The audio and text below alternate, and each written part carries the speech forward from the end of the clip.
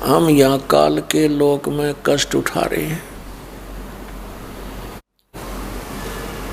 पुण्यात्माओं, जिसमें आपकी ये ज्ञान वाली आँखियाँ बन जाएंगी, आपके ये तत्व ज्ञान का चश्मा लग जाएगा, उस दिन आपको ये जीवन नरक दिखाई देगा। ये पूरे विश्व में चाहे कोई किसी पोस्ट पर बैठा है और चाहे कोई कितना धनी है चाहे गरीब है, यहाँ इस काल ने हमें इतना नशा करके रखा हुआ है कि हम इन कष्टों को कष्ट ही महसूस नहीं कर रहे, जैसे किसी ने शराब पी रखी थी और दोपहर के समय में गर्मियों में जून के महीने में बाहर पड़ा है, पसीना पसीना हो रहा है और रेत उसके सारे लगा हुआ है, टट्टी पेशाब अंदर ही कर रखी है। उसको कोई कहता है कि चल उठ, तेरे को कुछ छाया में लिटा देता हूं, वो कहता है बस छोड़ दे, मौज हो रही है, क्योंकि उसको पता ही नहीं, क्योंकि वो होश में नहीं है।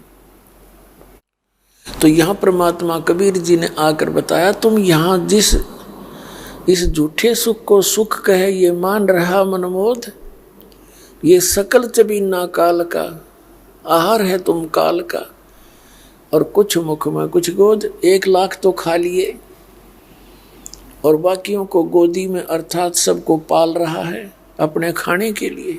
एक मोटे से दिमाग से हम विचार करें बैठ के, कभी विचार जब करें, हमें कोई फुर्सत छोड़ रखी हो इसने,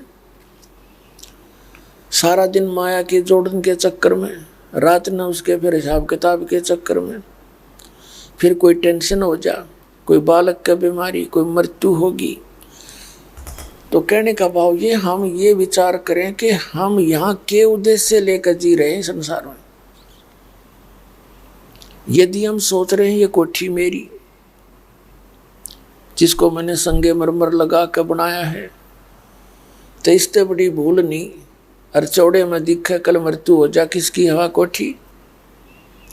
फिर ये मान रखा हो ये परिवार मेरा, या महाभूल है आपकी।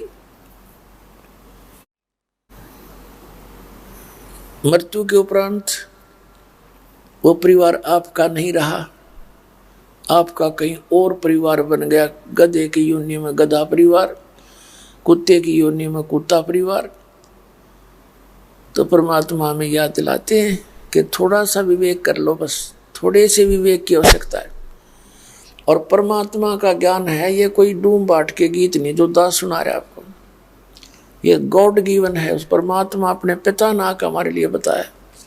और कोई मैं बालक नहीं, कोई अनपढ़ नहीं, गंवार नहीं कि बे मतलब बकवाद करूँ ना। तो दुनिया भर के पंथ थे, संत थे, मैं भी लेकर नाम हुई भक्ति कर लेता। क्या जरूरत थी मैंने नारा सांग जोड़न की, बूंदा को आऊँ साची बताऊं, आनंदक पे है मेरे को। तो दास को ये पता चला कि ये काल ने हमारे को बुरी तरह जकड़ रखा है और सभी को अज्ञानी बना रखा है, यहाँ पर तत्व ज्ञान हीन कर दिया।